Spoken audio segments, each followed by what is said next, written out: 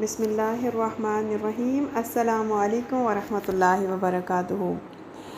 رسول کریم صلی اللہ علیہ وسلم کی زندگی کو ہم جان رہے ہیں، تو پیارے بچوں آج ہم جانیں گے کہ ایک کامیاب تاجر کی حیثیت سے رسول کریم صلی اللہ علیہ وسلم نے کیسی زندگی گزاری۔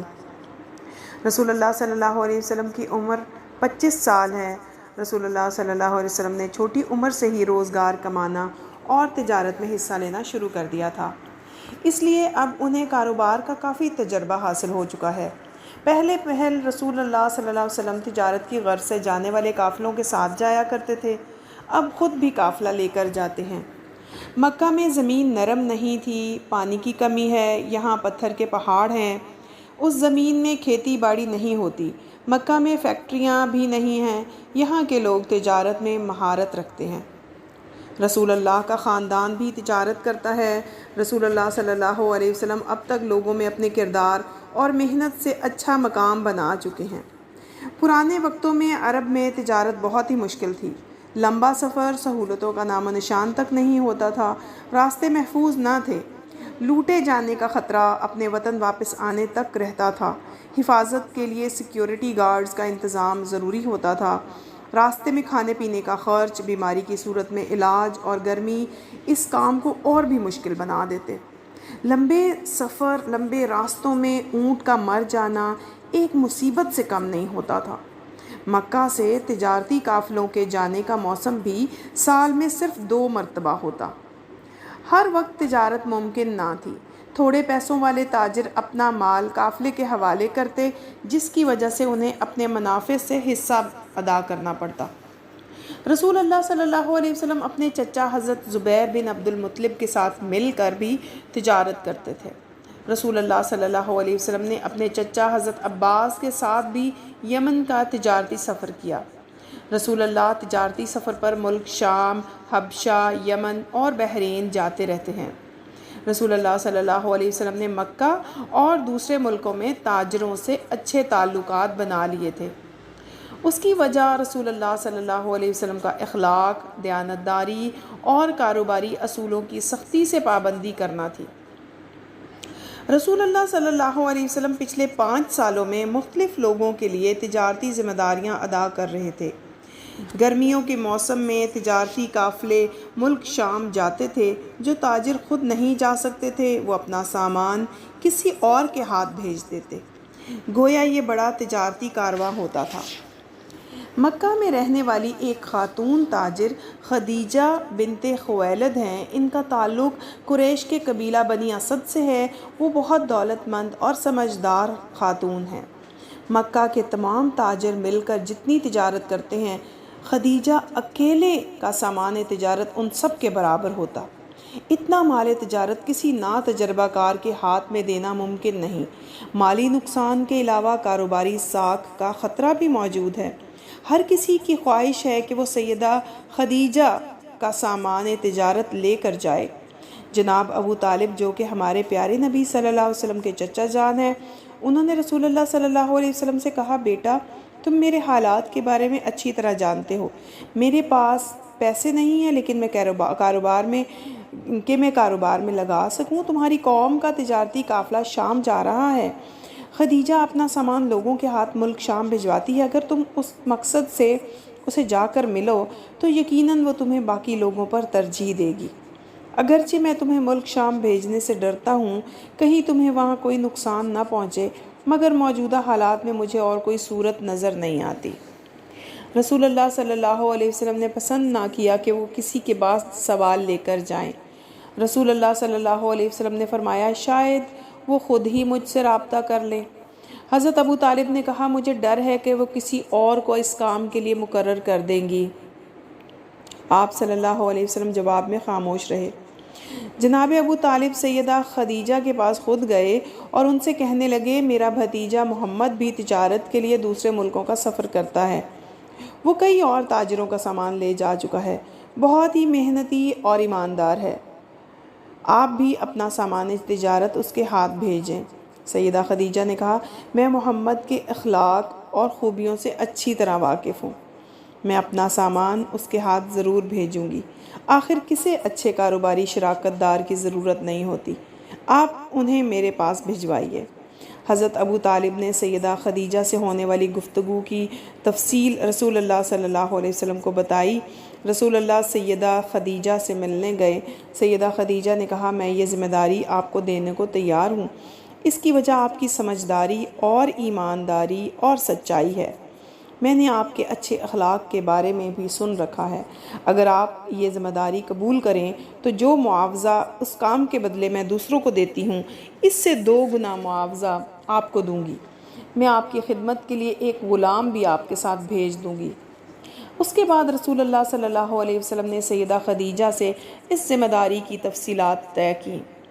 رسول اللہ نے واپس آ کر چچا کو ساری بات بتائی تو انہوں نے مسکراتے ہوئے کہا، یہ رزق اللہ کریم نے آپ کے لیے خاص اپنی بارگاہ سے بھیجا ہے۔ تجارتی قافلہ شام لے جانے کی تیاری ہونے لگی۔ رسول اللہ نے بھی اپنی تیاری کی۔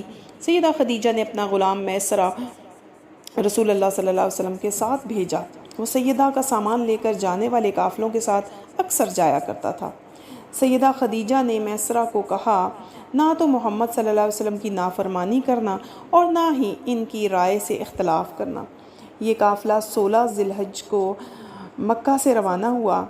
یہ 596 عیسوی کی گرمیوں کا موسم ہے۔ رسول اللہ صلی اللہ علیہ وسلم کے لیے اتنے زیادہ سامان کے ساتھ تجارت کا یہ پہلا تجربہ ہے۔ کئی ہفتوں کے مشکل سفر کے بعد قافلہ ملک شام کے شہر بصرہ پہنچا۔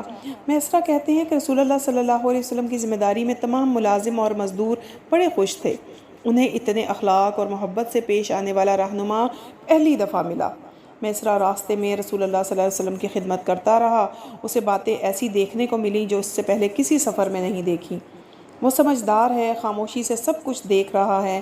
میسرہ سیدہ خدیجہ کے سامان تجارت کے ساتھ اکثر ملک شام آتا ہے، اس لیے اسے یہاں کے لوگ جانتے ہیں۔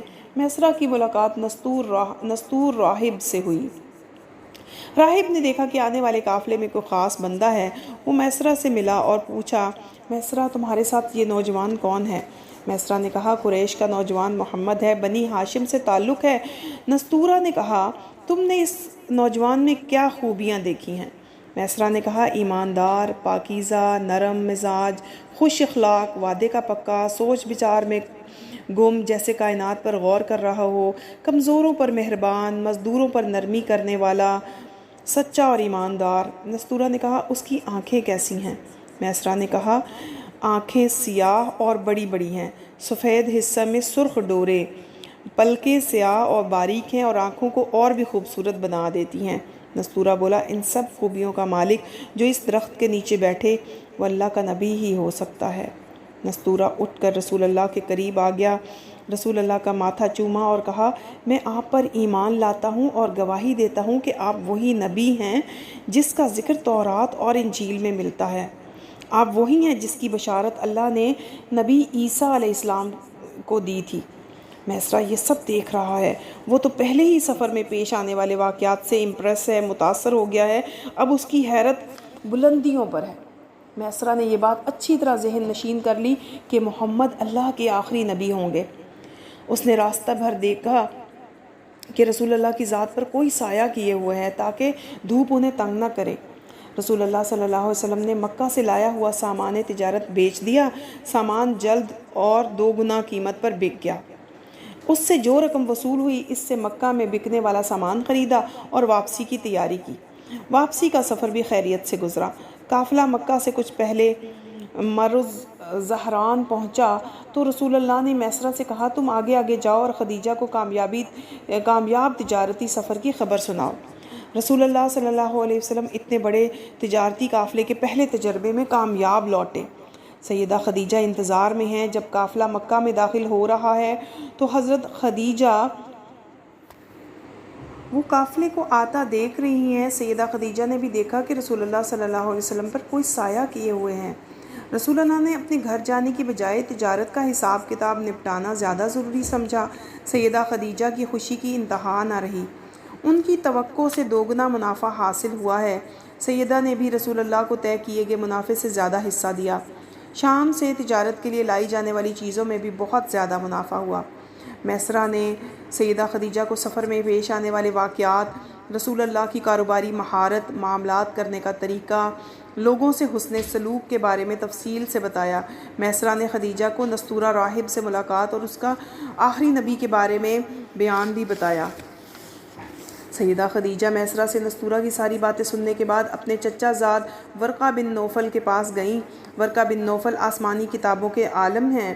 سیدہ خدیجہ نے نستورہ کی بتائی ہوئی باتیں ورقہ کو بتائیں۔ ورقہ نے باتیں سن کر کہا، خدیجہ جو کچھ تم نے بیان کیا ہے اگر سچ ہے تو وہ یقیناً محمد اس امت کے نبی ہیں۔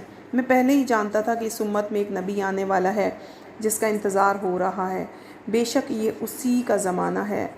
اتنی خوبیاں، خوبصورتی، کاروباری مہارت سیدہ کے دل میں گھر کر گئیں۔ سیدہ کے دل میں رسول اللہ صلی اللہ علیہ وسلم کے لیے محبت پیدا ہو گئی۔ آپ سوچنے لگیں اگر اتنی خوبیوں والا کاروباری شراکت دار میرا شریک حیات بھی ہو تو اور کیا چاہیے۔ حضرت سیدہ خدیجہ رضی اللہ عنہما مال و دولت کے ساتھ انتہائی شریف خاتون تھیں۔ مکہ کے لوگ ان کی اچھی عادتوں کی وجہ سے انہیں طاہرہ کہا کرتے۔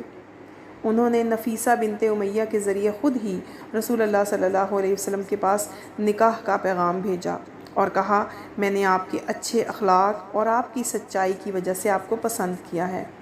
رسول اللہ صلی اللہ علیہ وسلم نے اس رشتے کو اپنے چچا ابو طالب اور خاندان کے دوسرے بڑوں کے سامنے پیش کیا۔ سارے خاندان والوں نے خوشی کے ساتھ اس رشتے کو قبول کر لیا۔ نکاح کی تاریخ مقرر ہوئی اور رسول اللہ اپنے چچاؤں، خاندان کے دوسرے لوگوں کے ساتھ اپنی بارات لے کر حضرت سیدہ خدیجہ رضی اللہ عنہا کے گھر تشریف لے گئے اور نکاح ہوا۔ یوں سیدہ خدیجہ رضی اللہ عنہما اور ہمارے پیارے نبی حضرت محمد مصطفیٰ صلی اللہ علیہ وسلم کی شادی ہو گئی۔